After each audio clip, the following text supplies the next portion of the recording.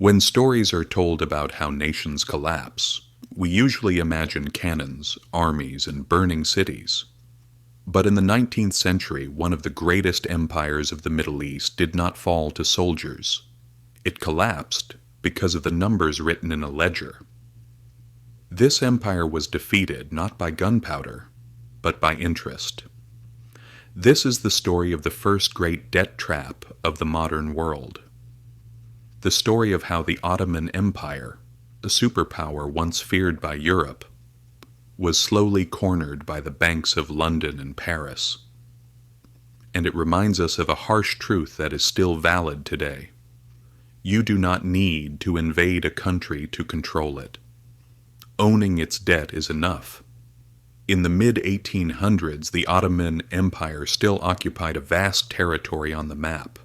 From the Balkans to Arabia, from Anatolia to North Africa, the Sultan in Istanbul ruled millions of people.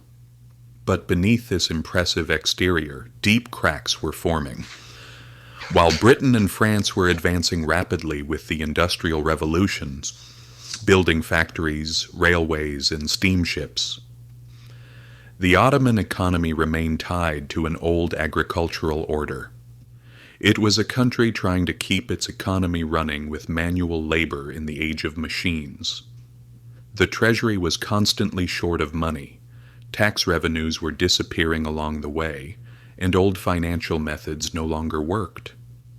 The empire needed capital, not for luxury, but simply to survive. In 1853, the Crimean War broke out.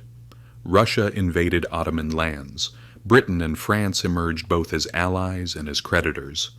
The war was rapidly consuming the gold the empire did not have. And in 1854, the Sultan signed the first major foreign loan agreement. This agreement was presented to the public as salvation, but in reality it was the first shackle. For every 100 units of debt, the Ottomans received only 80 in cash, yet paid interest on the entire amount. A devastating burden. Still, the money that arrived felt miraculous in that moment. The army was paid. The crisis seemed to pass.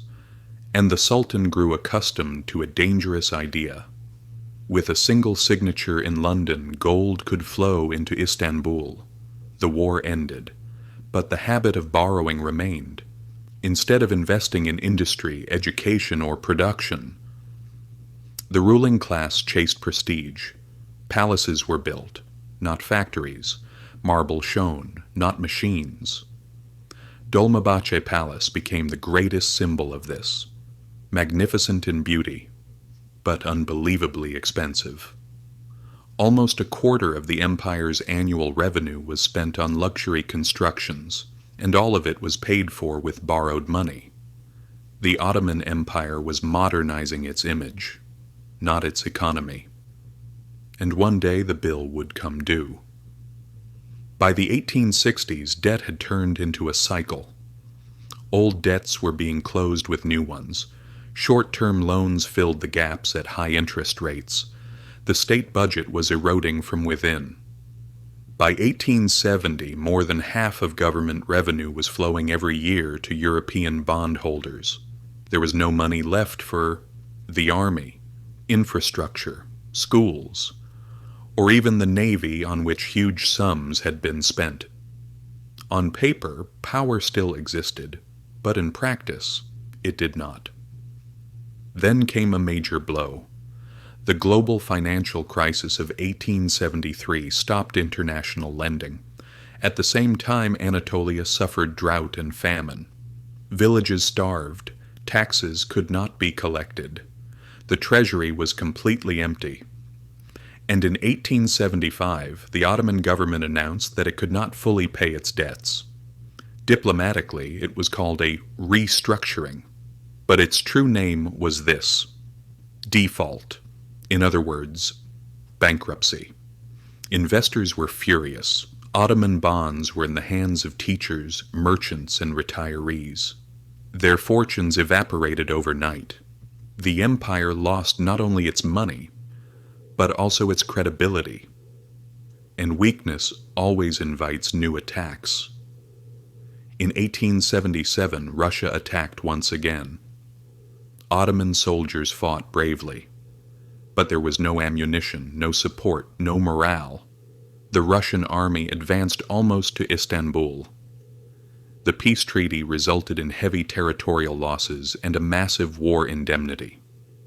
Now the Ottomans were trapped under two great debts, to Western banks and to Russia. The economy was effectively bankrupt. Sovereignty now existed only on paper. Europe no longer needed to invade. In 1881, a unique institution was established, the Ottoman Public Debt Administration, the Düyün-ü Umumiye.